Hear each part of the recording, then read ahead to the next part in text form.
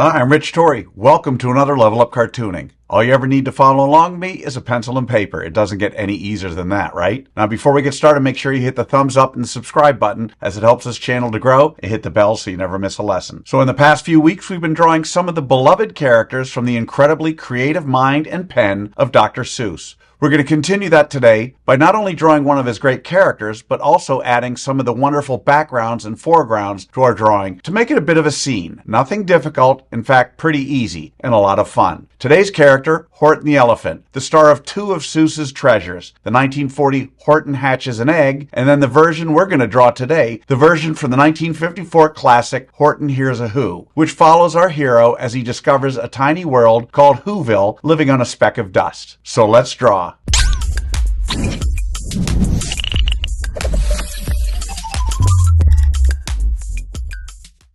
We're going to draw our Horton Hears a Who scene step by step, giving you the secret formula to be able to draw it again and again. If you've watched any of my other videos, you know I normally use the character's head to figure out how big the entire character is. In this pose, Horton is 2 heads tall. In other words, however tall the oval is that we use for Horton's head, his entire body is almost exactly 2 of those tall, with his big elephant ears sticking up maybe another half head above his noggin. Okay, so what do you say we get started with our roadmap for our scene from Dr. Seuss's classic Horton Hears a Who.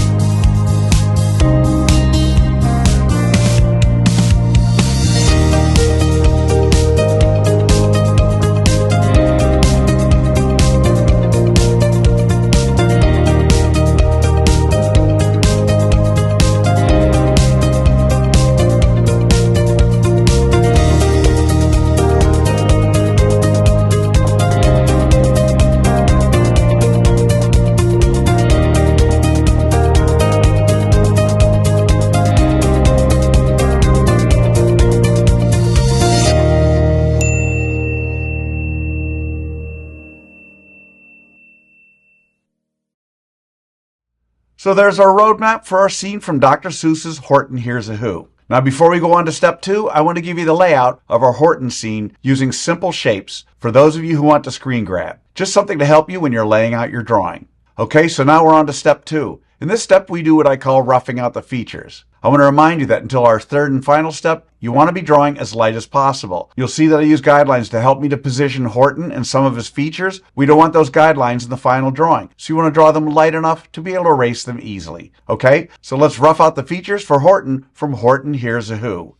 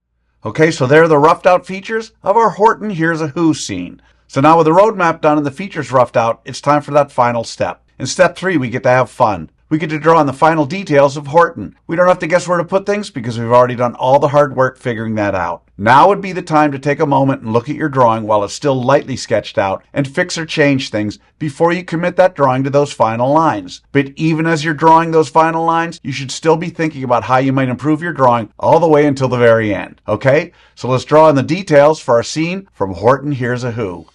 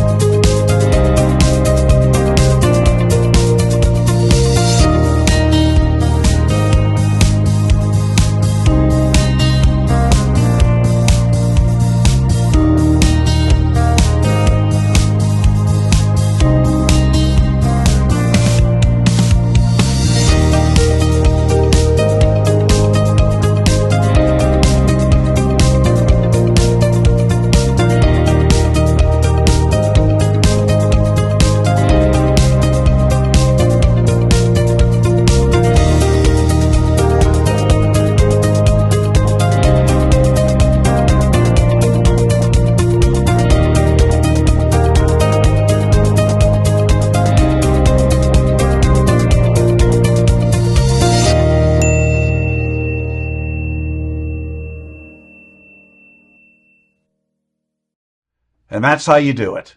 There you have it, our scene from Dr. Seuss's 1954 classic, Horton Hears a Who. So how do you think you did?